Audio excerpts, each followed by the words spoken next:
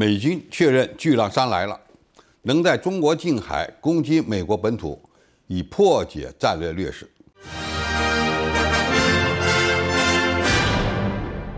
观众朋友，大家好，我是付元创。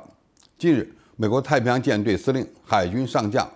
帕帕洛在一次会议上证实，中国的6艘094型战略核潜艇现在配备了巨浪3型洲际弹道导弹。这大大缩短了中国潜艇所需要驶离本土的距离。这些潜艇和导弹的建造目的，就是为了威慑美国。按美国国会研究局的估计，此前中国的巨浪2导弹的射程约为7200公里，在中国近海发射，最远只能打到阿拉斯加的部分地区，而要攻击美国的东海岸，就得进入夏威夷以东海域，也就是要突破第一岛链美国布防的反潜监听网络。美国战略司令部司令、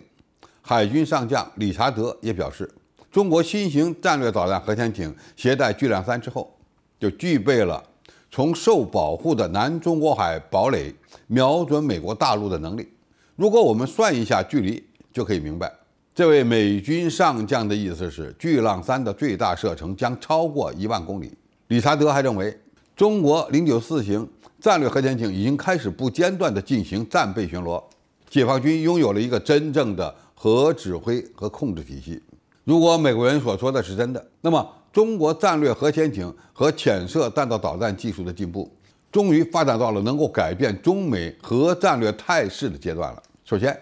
第一岛链的封锁，让中国的战略导弹核潜艇要对美国进行核威慑时面临着严峻的战略劣势。在中美核战略安全的较量之中，美国一直存在着地理优势和心理优势，其最主要的因素就是中国的战略导弹核潜艇基本上被封锁在第一岛链内，而美国的核潜艇可以一路开到西太平洋。如果中国的潜射洲际导弹的射程不够，核潜艇就得从几个关键的海峡潜出太平洋，这个风险是非常高的。美军几十年来一直在打造水下监听网络体系，这就给中国战略核潜艇的突防造成了一定的困难。此次巨浪3潜射弹道导弹的射程覆盖美国本土，就意味着中国潜艇在自己家门口就能完成战略威慑，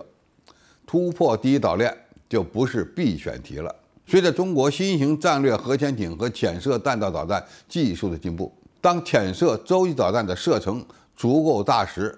就能破解这一战略劣势。如果巨浪3的射程超过1万公里，甚至能达到1.2万公里，那么就意味着南海将变成中国核潜艇的堡垒海域。在这里呢，我们要科普一下，战略核潜艇是3位一体核战略打击平台中隐蔽性最好的，而且水越深的海域呢越有效。南海就是一个非常理想的潜伏海域。中国军队在南海已经建设了几个岛礁，再加上潜艇基地也比较近，这为核潜艇的战备行动提供通讯支持和后勤保障支撑，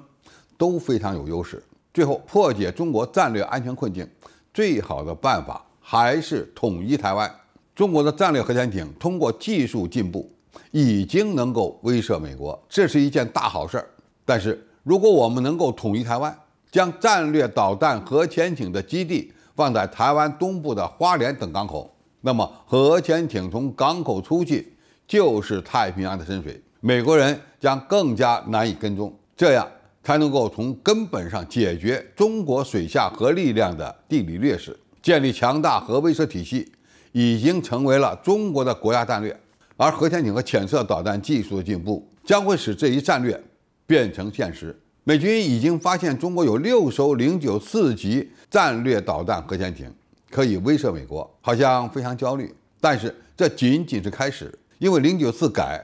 战略核潜艇不是中国海军的目标舰，我们还会建造排水量更大、静音效果更好的新一代的战略导弹核潜艇，再加上中国加速统一的前景，到时候美国人将彻底失去水下核战略优势。好，今天的评述就到这里，谢谢大家收看，我们下期再见。